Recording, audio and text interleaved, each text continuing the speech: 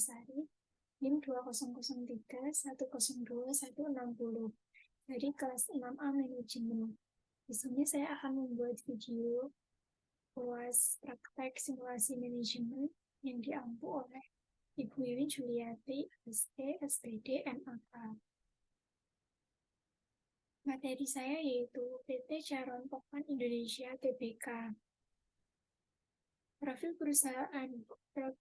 perusahaan PT Charon Pokpan Indonesia. PT Charon Pokpan Indonesia Tbk adalah penghasil pakan ternak, day-old chicks, dan makanan olahan terbesar di Indonesia.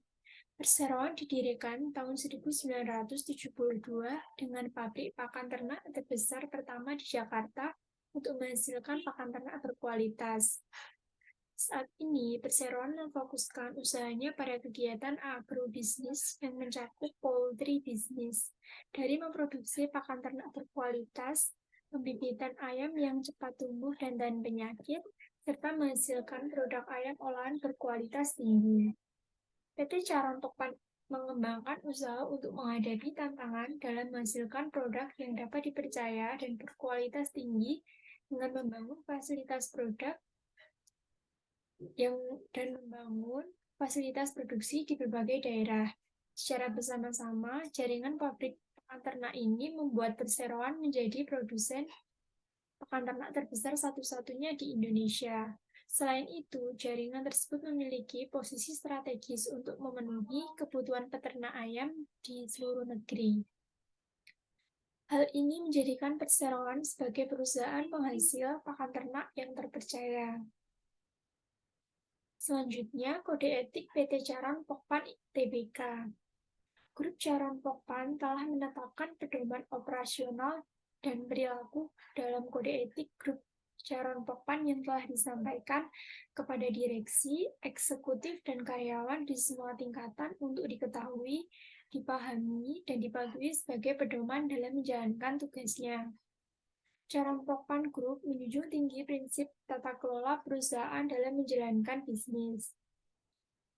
Grup Charon Pokpan telah menetapkan proses kerja untuk secara nyata mendorong operasi tata kelola perusahaan seperti berkolaborasi dengan perwakilan dari perusahaan afiliasi untuk memastikan pendekatan operasional yang sama dan kepatuhan terhadap kebijakan dan pedoman grup. Mekanisme tata kelola grup terdiri dari pengembangan struktur tata kelola perusahaan, pembuatan proses kerja, komunikasi dan keterlibatan, pemantauan dan pelaporan, dan pengungkapan. Selanjutnya, manajemen risiko PT Charon Pokpan. Charon Pokpan Group berkomitmen untuk meningkatkan efisiensi manajemen risiko dengan mengadopsi pendekatan tata kelola terintegrasi, manajemen risiko dan kepatuhan atau GRC terintegrasi. Selain itu, grup juga telah mengembangkan sistem manajemen risiko perusahaan berdasarkan standar internasional dari Committee of Sponsoring Organization of the Treatway Commission atau COSO untuk memastikan peningkatan dan ketahanan grup dalam mengelola risiko dalam menanggapi kebutuhan perubahan lingkungan bisnis. Selanjutnya, manajerial perusahaan dalam strategi pemasaran produk. PT Charon Pokpan yang berada di dalam kuadran 4 memiliki posisi kompetitif yang kuat, namun berada di dalam industri yang pertumbuhannya lambat. Perusahaan ini mempunyai kekuatan untuk mengadakan program diversifikasi ke bidang-bidang pertumbuhan baru yang lebih menjanjikan. Strategi yang dapat diterapkan yaitu diversifikasi terkait, diversifikasi tak terkait, hingga usaha patungan. Untuk diversifikasi terkait dan tak terkait, perusahaan sudah melakukannya yaitu dengan mengeluarkan produk makanan dan minuman olahan. Untuk usaha patungan, perusahaan dapat melakukan pada tempat baru yang potensial, tetapi perusahaan menjadi orang asing, misalnya membuka pabrik pakan ternak baru di Kenya. Maka perusahaan harus melakukan joint venture dengan perusahaan di Kenya yang sudah menguasai lapangan. Kemudian yang selanjutnya, tanggung jawab sosial perusahaan terhadap lingkungan. Perusahaan berkewajiban atau punya rasa tanggung jawab terhadap kondisi sosial lingkungan sekitar di mana perusahaan itu berada.